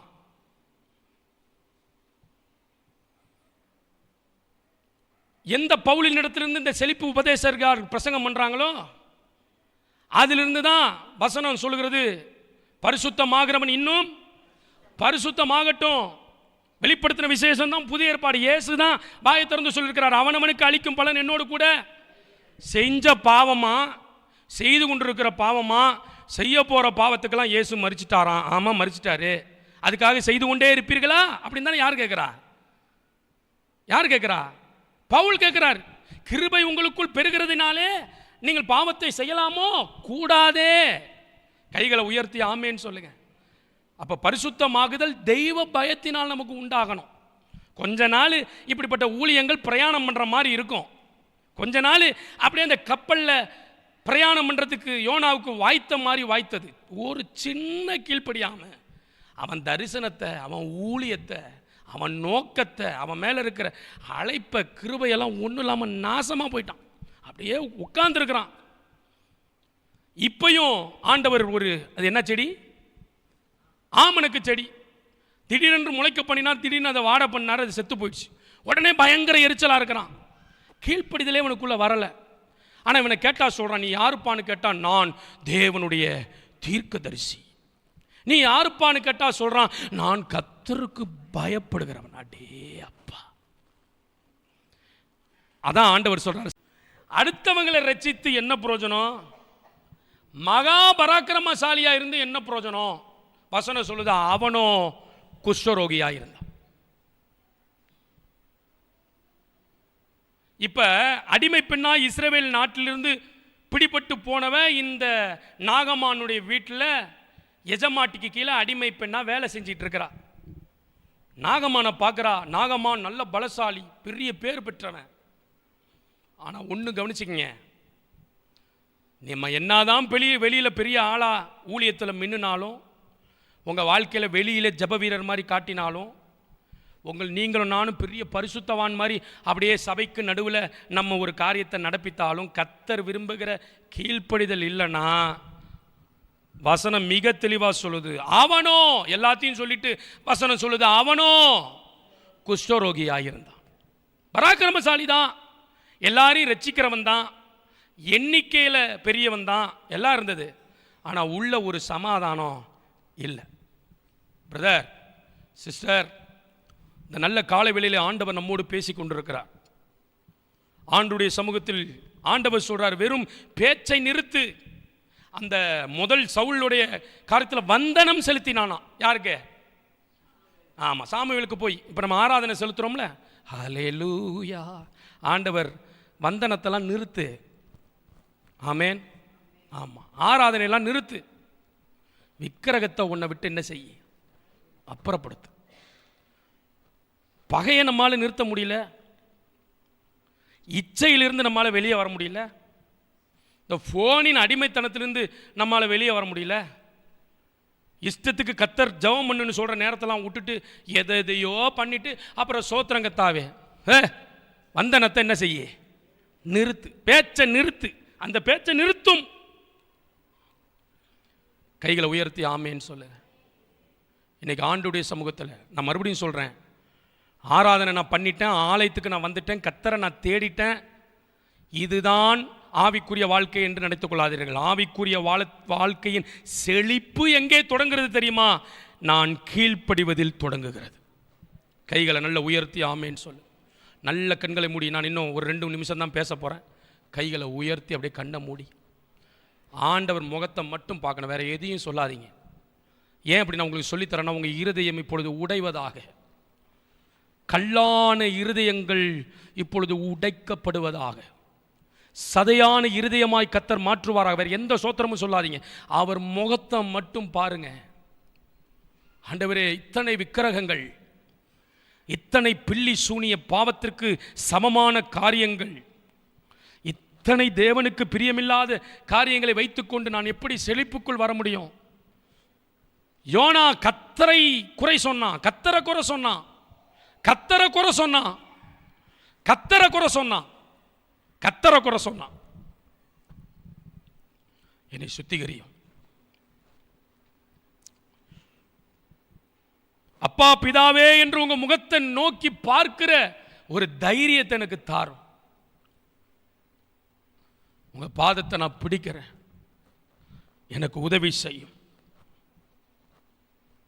கைகளை உயர்த்தி ஆமேன்னு சொல்லுங்க. ஹல்லேலூயா. சத்தமா சொல்லுங்க, ஹல்லேலூயா. இப்போ இந்த ராஜா போய் சொல்கிறான், இந்த மாதிரி என்னுடைய வீட்டில் இருக்கிற அடிமை பெண் சொல்கிறா. சரி ரைட்டு போ. உடனே என்னென்னமோ தங்கம் பவுனு பொருளுகள் எல்லாத்தையும் கொடுத்து ஒரு லெட்டரையும் கொடுத்து நேராக கொண்டு போய் இஸ்ரவேலில் இருக்கிற ராஜாட்ட கொண்டு போய் கொடுக்குறாங்க. அவன் அப்படியே அந்த நிருபத்தை பார்த்து படிச்சுக்கிட்டு அவன் என்ன சொல்கிறான் தெரியுமா? வஸ்திரங்களை கிழித்து கொண்டு அவன் அப்படியே, நான் என்ன தேவனா இந்த நாகமான சுகப்படுத்த? ஐயோ ஐயோ, அவனை சுகப்படுத்தலைன்னா படையே எழும்பி வந்துடுவாங்களே, நான் என்ன செய்வேன்னு பயப்படுறான். உடனே எலிசா சொல்கிறான், நீ ஏன் பயப்படுற? இஸ்ரவேலிலே ஒரு தீர்க்கதரிசி உண்டு என்று என்ன பண்ண சொல்லு, ஒரு தேவன் இருக்கிறார் என்பதை அவன் அறியட்டும், என்னிடத்தில் அவனை அனுப்பி வை அப்படிங்கிறான். நாகமான அப்படியே நேராக போய் வசனம் என்ன தெரியுமா சொல்லுது? 2 ராஜாக்களின் புஸ்தகம் 5ஆம் அதிகாரம் 9ஆவது வசனத்தை எல்லாரும் திருப்பி பாருங்க. 2 ராஜாக்கள் 5:9.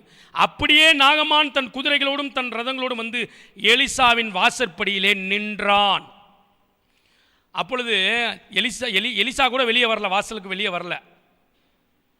ஆள் அனுப்பி சொல்றான். என்ன தெரியுமா சொல்றான்? யோர்தானில் 7 தரம் ஸ்தானம் பண்ணு. முக்கிய என்ன பண்ண? எழுந்துரு. இந்த பாருங்க, இதை தான் இப்போ வேற இங்கிருந்து வந்தது தான் எல்லாம். நான் சொல்றது எத்தனை பேருக்கு புரியுது? அதனால தான் ஆற்றுல போய் மூழ்குனா நம்ம பாவம் போயிடுங்கிறாங்க. எங்கிருந்து வந்த கதை? இங்கிருந்து அவனுக்கு ஒன்று சொன்னார் ஆண்டவர். எல்லாமே நீங்கள் படித்து பார்த்தீங்கன்னா எல்லாவற்றையும் இந்த உலகத்தில் இந்தியாவில் உள்ளதை நீங்கள் பார்த்தீங்கன்னா இதிலிருந்து தான் எல்லாம் வந்தது. கைகளை உயர்த்தி ஆமேன்னு சொல்லுங்க. ஸ்தானம் பண்ணுறான் மூழ்கி, ஸ்தானம் பண்ணுறான் மூழ்கி, பாவம் போயிடும். குஷ்டரோகம் போச்சுல, அதனால பாவம் போயிடும்னு ஸ்தானம் பண்ணுறான். அதான் அவனுக்கு சொன்னது. ஒவ்வொருத்தனுக்கும் ஒவ்வொரு மாதிரி. ஒருத்தவனை ஆண்டு பிடிச்சி நீ பார்வை அடைவாயாகங்கிறார். இன்னொருத்தவனுக்கு மண்ணை எடுத்து குலைத்து எச்சில துப்பி குலைத்து கண்ணில் பூசி பார்வை அடைவாயாகங்கிறார். அது அவருடைய ஸ்டைலு. என்ன தெரியுமா நடந்தது? இவன் உடனே கோபம் உண்டாகி அவன் பேசுறான். 2 ராஜாக்களின் புஸ்தகம் 5ஆவது அதிகாரம் 11ஆவது வசனம். அதற்கு நாகமான் கடும் கோபம் கொண்டான். இங்க பாருங்க, கீழ்ப்படியாமை என்னைக்கும் மூர்க்கத்தை தான் உண்டு பண்ணும். இவர் என்ன சொல்றது, நான் என்ன? ஆனால் ஒன்று தயவா புரிந்து கொள்ளணும், இந்த கீழ்ப்படிதலுக்குள்ளதான் வெரி குட். நான் ஆசீர்வாதம் இருக்குன்னு சொன்ன யாரோ ஒருத்தவங்க சொல்றீங்க, எல்லாமே இருக்கு, எல்லாமே இருக்கு. கடும் கோபம் கொண்டு அவன் என்ன தெரியுமா, ஏன் தெரியுமா கடும் கோபம் கொண்டவனா? அவன் வெளியே வந்து நின்று தன் தேவனாகிய கர்த்தருடைய நாமத்தை தொழுது தன் கையினாலே அந்த இடத்தை தடவி இவ்விதமாய் குஷ்டரோகத்தை நீக்கி விடுவான் என்று எனக்குள்ளே நினைத்து கொண்டிருந்தேன். நான் ஸ்தானம் பண்ணும்படி சுத்தமாகிறதுக்கு இஸ்ரவேலில் தண்ணீர்கள் எல்லாவற்றை பார்க்கலும் தமஸ்குவின் நதிகளாகிய ஆப்புனாவும் பர்பாரும் நல்லதல்லவோ என்று சொல்லி உக்கிரத்தோடே திரும்பி போனான். உக்கிரத்தோடே திரும்பி போனால் என்ன நடக்கும்? Very good. குஷ்டரோகம் அப்படியே தான் இருக்கும். குஷ்டரோகம் அப்படியே தான். அதான் நான் சொல்கிறேன். ஏன் இப்படி, ஏன் கோபம் வருது? ஏன்னா கீழ்ப்படிதலுக்குள்ளே தான் ஆசீர்வாதம் இருக்குங்கிறத பிசாசு என்ன பண்ண மாட்டான், நம்ம ஆசீர்வதிக்கப்படக்கூடாது என்பது அவனுக்கு திட்டம். கீழ்ப்படிதல் உள்ள ஆவி நமக்கு அவசியம். வேதத்தில் கீழ்ப்படிதல் உள்ள ஆவின்னு எங்கேயாவது இருக்கா? கீழ்ப்படிதல் உள்ள ஆவின்னு அப்படி ஏதாவது கேள்விப்பட்டிருக்கீங்களா? இல்லை. கீழ்ப்படிதல் உள்ள ஆவினா என்ன? willing to obey, கீழ்ப்படிவதற்கான ஒரு இருதயம். கைகளை உயர்த்தி ஆமேன்னு சொல்லுங்க. கீழ்ப்படிதலின் ஆவினா என்ன? கீழ்ப்படிய வேண்டும். ஊழியக்காரர் சொல்லிட்டாரா, அதை கீழ்ப்படியணும். வசனம் சொல்லுதா, அதை கீழ்ப்படியணும். அதை தாண்டி கருத்தே இல்லை. அப்படி வரணும். நம்ம சபையில் ஒரு சகோதரி இருந்தாங்க.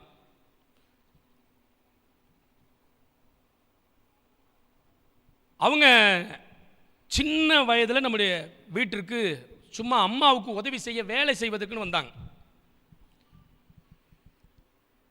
பேஸ்ட்டுன்னு சொல்ல தெரியாது அவங்களுக்கு, படிப்பறிவே இல்லை. இங்கே வந்து தான் அம்மா உட்கார வச்சு 1 2 ஆனா ஆவனான்னு சொல்லி தராங்க.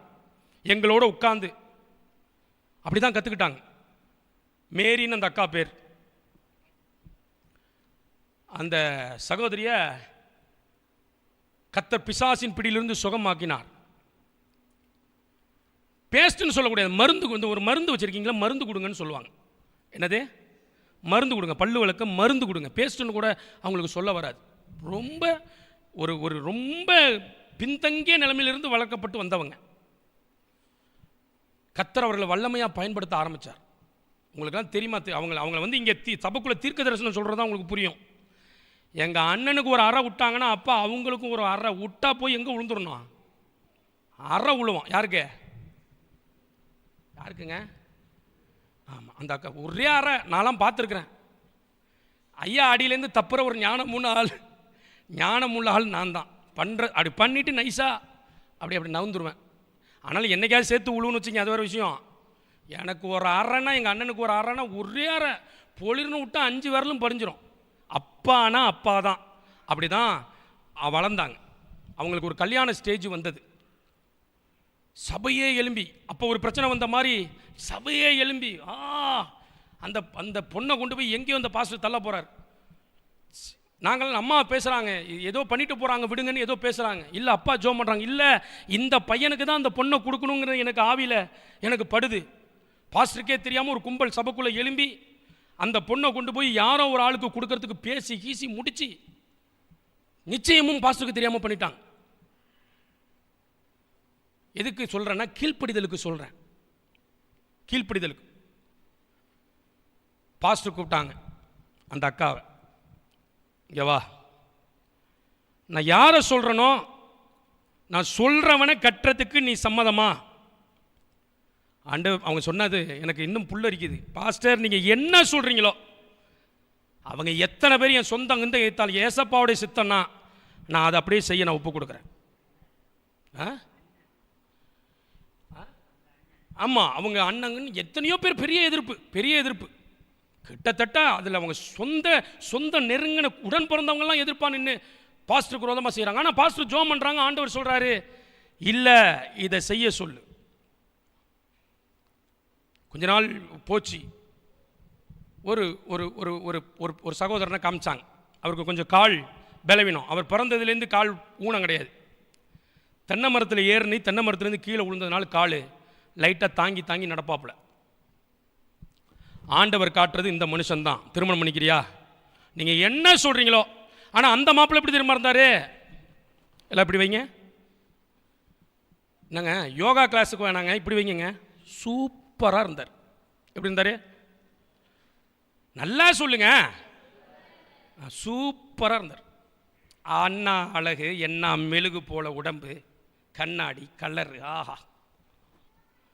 இவரை பார்த்தா என்னமோ மாதிரி இருந்தார். கல்யாணம் பண்ணி வச்சாங்க. ஏதோ நாங்களாம் அப்போல்லாம் கஷ்டத்தில் இருந்த, இப்பயும் கத்திரங்களை நடத்திட்டு வர்றார். ஏதோ பண்ட பாத்திரம்லாம் நாங்களே எடுத்து அம்மாவும் அப்பாவும் தாய் தகப்பங்கிற ஸ்தானத்தில் இருந்து அவங்களுக்கு திருமணம் பண்ணி வச்சோம். கர்த்தர் ஊழியங்களை ஆசீர்வதிக்க தொடங்கினார். அவங்க சபையிலிருந்து இன்றைக்கு அவங்க சபையில் 800 பேருக்கு மேலே, கிட்டத்தட்ட 100 சபைகளை கிளை சபைகளை ஆரம்பிக்க வேண்டும் என்று சொல்லி அவர்கள் கிளை சபையை ஆரம்பித்து 15ற்கு மேற்பட்ட கிளை சபையை ஆரம்பிச்சிருக்கிறாங்க. இன்னைக்கு ஒன்றுக்கும் புரோஜனமற்ற ஆளை கர்த்தர் ஒரு ஸ்தாபனமாக வச்சிருக்கிறார். எவெல்லாம் பாஸ்டருக்கு விரோதமாக பிரச்சனை, எவங்கெல்லாம் பாஸ்டருக்கு விரோதமாக பிரச்சனை பண்ணிட்டு போனாங்களோ, நான் எவன்னு யாரை சொல்கிறேன்னா, ரட்சிக்கப்படாத ஒரு கூட்டத்தை சொல்கிறேன், விசுவாசிகளை இல்லை, ரட்சிக்கப்படாத கூட்டமும் அதில் சேர்ந்தது. அந்த மாப்பிள்ளை எங்கே இருக்கிறானே தெரியல, அட்ரஸே இல்லை. இன்னைக்கு இந்த குடும்பம் மலை மேலே உள்ள பட்டணமாக இருக்குது. கைகளை நல்ல உயர்த்தி ஆமேன்னு சொல்லுங்க, சத்தமாக சொல்லுங்க அல்லேலூயா. நான் பார்க்குறேன் அந்த பிரச்சனை பண்ணாங்க பாருங்க, அவங்க தான் போய் பக்கத்தில் நின்று எங்கள் பாஸ்டர் எங்கள் மாமாங்கிறாங்க. யார்கிட்ட? இந்த பையனை கட்டாதன்னு சொன்னவங்கள இன்னைக்கு ஆணு பார்க்குற அளவுக்கு கர்த்தர் வச்சிருக்கிறார். ஏன்? சின்ன கீழ்ப்படிதல் ஒரு வாழ்க்கையை மாற்றுது பிரதர். சின்ன கீழ்ப்படிதல் ஒரு பெரிய ஆசீர்வாதத்துக்குள்ள கொண்டு வருது. இந்தாளா அப்படின்னு திரும்பி இருக்கலாம் அந்த அக்கா, அந்த சகோதரி. இன்னைக்கு ஆண்டவர் மேன்மையான இடத்திற்கு நீங்க நினைச்சுக்கிட்டு இருக்கீங்க சிலர், நான் பைபிளை படிக்கிறேன் கர்த்தர். இல்லை இல்லை இல்லை, நம்ம ஊழியக்காரன் நாவில் கர்த்தர் தம்முடைய அதுக்கு தானே அழைச்சிருக்கிறாரு. கையை உயர்த்தி ஆமேன்னு சொல்லுங்க. அதுக்கு தானே வச்சிருக்கிறாரு சபையில். எனக்கு தெரியாதா, என்னை விட உங்களுக்கு அனுபவம் ஜாஸ்தி இருக்கலாம். என்னை விட உங்களுக்கு வயசு எத்தனையோ வயசு மூத்தவர்களாக இருக்கலாம். ஆனால் உங்ககிட்ட இல்லாத ஒன்று இருக்குது. என் மேலே இந்த சபையை நடத்துவதற்கான ஒரு அழைப்பு இருக்குது. கையை உயர்த்தி ஆமேன்னு சொல்லு. அதை தான் நீங்கள் கவனிக்கணும். அந்த அழைப்பு உள்ளிருந்து பேசுகிற ஆண்டவரின் சத்தத்தை நீங்கள் கேட்டிங்கன்னா உன்னுடைய சமாதானம் எப்படி இருக்கும்? நதியை போல இருக்கும். உங்கள் நீதி எப்படி இருக்கும்? சமுத்திரத்தை போல இருக்கும். கைகளை நல்லா உயர்த்தி ஆண்டவரை மகிமைப்படுத்துங்க. அல்லேலூயா. சத்தமாக சொல்லுங்க அல்லேலூயா. சின்ன சின்ன காரியங்களுக்கு கீழ்ப்படிங்க. கர்த்தர் உங்களோடு பேசி கொண்டிருக்கிற, இருதயத்தில் பேசி கொண்டிருக்கிற காரியத்தில் கடினப்படுத்தாதிருங்கள். கவனமாக இருக்க உங்களை ஒப்பு கொடுங்க. கர்த்தருடைய நாமத்துக்கு ஸ்தோத்திரம். இப்போ வசனம் சொல்லுது, வாசற்படியில் வராமல் இவன் பாட்டில் என்னமோ சொல்கிறான். நதி இல்லையா? சிலர் சொல்லுவாங்க பார்த்தீங்களா, இந்த சபை தானா, ஏன் வேற சபையில் கர்த்தர் இல்லையா? இவர் கேட்கறது பேசுறதை கேட்கறதுக்கு நாங்கள் எங்கே போயிடலாம்? சத்தமாக சொல்லுங்க. எங்கேயாவது போயிடலாம். யோர்தானில் மட்டும்தான் நதி ஓடுதா? என்னென்ன நதி ஒன்றுச்சா? ஆப்பு வைக்கிறாங்களா? 2 ராஜாக்கள் 5 இல்லை அந்த வசனத்தை சொல்லுங்க. 12 தமஸ்குவில நதிகளாகிய ஆப்னாவும் பர்பாரும் நல்லதல்லவோ? சிலருக்கு கீழ்ப்படிய மனசு வராது. கடைசி காலங்களில் தங்கள் இச்சைக்கேற்ற போதகர்களை தேடுவார். நான் ஒரு ஆளை நம்ம சபைக்கு வந்த ஒரு நபரை சரியாக கண்டித்து, எப்பா நீ இப்படி செய்யக்கூடாது, திடீர்னு வந்தவரை திடீர்னு அனுப்பிட்டேன், அப்படி செய்யக்கூடாது. அவர் போய் சொல்லியிருக்கிறாரு, ஒரே டாமினேஷன். என்ன பேரா? அவர் தப்பாக சொல்கிறார்.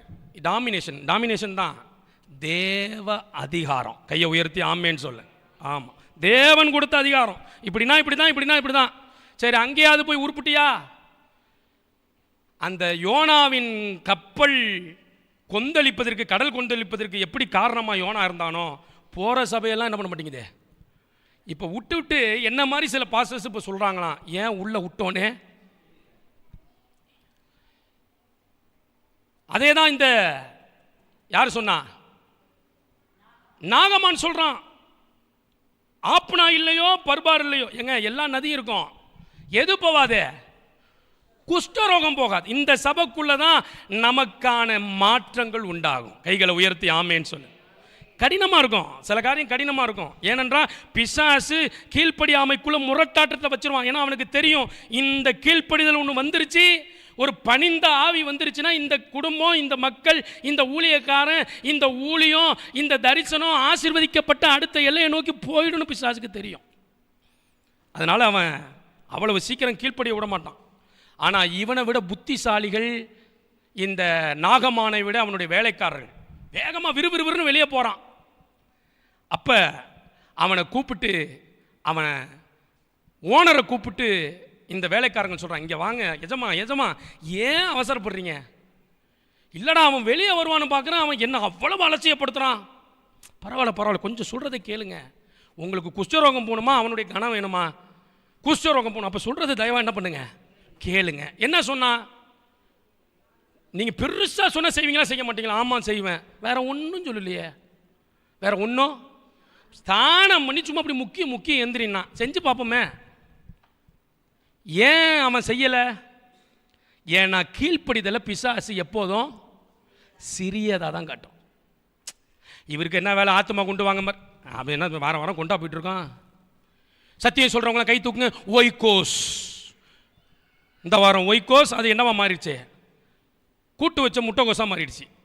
முட்டைகோஸ், அவ்வளோதான். ஒய்கோஸ் திரும்பி எங்கே நீங்கள் கொண்டு வர முடியுதோ இல்லையோ, நான் உங்கள் சிரமத்தை நான் உணர்றேன். அவ்வளோ சீக்கிரம் ஆத்மா உள்ள ஜோம் பண்ணுறீங்களா? அதுக்காக எத்தனை பேர் ஜோம் பண்ணீங்க? பெண்கள் பகுதியில் கையை உயர்த்தலையே, ஜபம் பண்ணீங்களா? அந்த பாரத்துக்காக சோத்திரம். என்னால் முடியலப்பா, இந்த ஆத்துமாக்கள் எல்லாம் ரட்சிக்கப்பட உதவி செய்யணும்னு ஜெபம் பண்ணுங்க. தேவன் இன்ட்ரெஸ்ட் தான் நம்ம ஊழியம் என்பது அல்ல, இன்ட்ரெஸ்ட், அந்த ஆர்வத்தை கர்த்தர் பார்ப்பார். கைகளை உயர்த்தி ஆமேன்னு சொல்லுங்க. சரின்னு 7 தரம் 14வது வசனம். ஆமால்ல, நான் போய் மூழ்கிறேன்னு அவன் இறங்கி தேவ மனுஷன் வார்த்தையின்படி யோர்தானில் 7 தரம் முழுகின போது, எல்லாரும் கையை உயர்த்தி சொல்லுங்க, அவன் மாம்சம் ஒரு சிறு பிள்ளையின் மாம்சத்தை போல மாறி அவன் சுத்தமானான். எல்லாரும் கைகளை உயர்த்தி சொல்லுங்க, சுத்தமானான். ஹல்லேலூயா, சுத்தமானான். ஹல்லேலூயா, சத்தமா சொல்லுங்க, சுத்தமானான். சுத்தமாவதற்கான சத்தியத்தை கர்த்தர் இந்த யோர்தானின் நதியில் வச்சிருக்கிறார். கைகளை நல்ல உயர்த்தி ஆண்டவரை மகிமைப்படுத்துங்க. ஹல்லேலூயா. வேற எங்கேயாவது திசை திரும்பிடாதீங்க, வேற எங்கேயாவது பார்த்துடாதீங்க. எலிசாவின் சத்தத்தை கேட்கிறவர்களாய், ஆவியானவரின் சத்தத்தை கேட்கிறவர்களாய், தேவன் விரும்புகிறவைகளை கேட்கிறவர்களாய் இருக்கும் பொழுது கர்த்தர் மகிமையான கிரியைகளை செய்ய வல்லவராய் இருக்கிறார். ஆதியாகமத்தின் புத்தகம் 22:18 குறிச்சிக்கிங்க. அதே போல பிலிப்பியர் 2:8, இதெல்லாம் நான் பர்சனல் லேட்டாக நான் முடிக்க விரும்புகிறேன். ஆதியாகமம் 22:18 சொல்லுகிறது, ஆபிரகாமை குறித்து ஆண்டவருடைய வார்த்தை சொல்லுது. அவனுக்கு வாக்குத்தத்தம் கொடுத்ததுனால அவன் ஆசீர்வதிக்கப்படல. ஆண்டவர் சொல்றார், நீ என் சொல்லுக்கு கீழ்ப்படிந்தபடியினாலே. கைகளை உயர்த்தி ஆமேன்னு சொல்லுங்க. பிலிப்பியர் 2:8 மட்டும் ஒருத்தங்க வாசிங்க. பிலிப்பியர் 2:8. இயேசு கிறிஸ்து அப்படிதான் நடந்தாரா? இயேசு கிறிஸ்து அப்படிதான் நடந்தாரா? இயேசு குருடரை சுகமாக்கினார், அதெல்லாம் விட்டுருங்க. இயேசு பிணங்களை உயிரோடு எழுப்பினார், அதெல்லாம் விட்டுருங்க. இயேசு நாரி போன லாசருவை உயிரோடு எழுப்பி வந்தார், அதெல்லாம் விட்டுருங்க. முதலாவது அவருக்குள்ள என்ன இருந்தது? கீழ்ப்படிதல். பிலிப்பியர் 2:8 திருப்புங்க. ஒருவர் தயவாக வாசிங்க, அதோட முடிப்போம். அவர் மனுஷ ரூபமாய் காணப்பட்டும் மரண பரியந்தம், அதாவது சிலுவையின் மரண பரியந்தம். சத்தமா சொல்லுங்க. கீழ்ப்படிந்தவராகி தம்மை தாமே தாழ்த்தினார். கொஞ்சம் கீழ்ப்படிதலுக்கு கொஞ்சம் என்ன தேவை? தாழ்மை தேவை. அவளை வந்துடும். தாழ்மை வந்துருச்சுன்னா கீழ்ப்படிதல் வந்துடும். கீழ்ப்படிதல் இல்லாதவர்களுக்குள்ள முரட்டாட்டம் எங்கெங்கேயோ போயிடும். பிள்ளி சுனியம், விக்கிரகாராதனை, அப்புறம் பொல்லாத காரியம் அங்கங்கே போயிடும். கீழ்ப்படிதல் தாழ்மை உள்ள இருதயத்திற்கு அடையாளம். கைகளை உயர்த்தி ஆமேன்னு சொல்லுங்க. சில பேர் சபையில் என்ன சொல்கிறாங்க கேட்க மாட்டாங்க. அங்கே உள்ளே போய் ஆண்டுகிட்ட உட்காந்துக்கிட்டு என்னை தாழ்த்துறேன். சிலர் தரம் மட்டும் தாழ்த்துவாங்க. சில பேர் தரையே என்ன பண்ணிடுவாங்க? குழியே தோண்டிடுவாங்க. குழியை தோண்டி தாழ்த்துறேன், அவ்வளோ தாழ்த்துறேன், நான் பூச்சி, நான் புழு. அதல்ல ஆண்டவர் விரும்புகிற தாழ்மை எது? தேவனுடைய வசனத்திற்கும் அவருடைய ஊழியக்காரனுக்கும் அவருடைய வார்த்தைகளுக்கும் அவருடைய வார்த்தைகளுக்கும் வசனங்களுக்கும் கீழ்ப்படிவதே தேவன் விரும்புகிற காரியம்.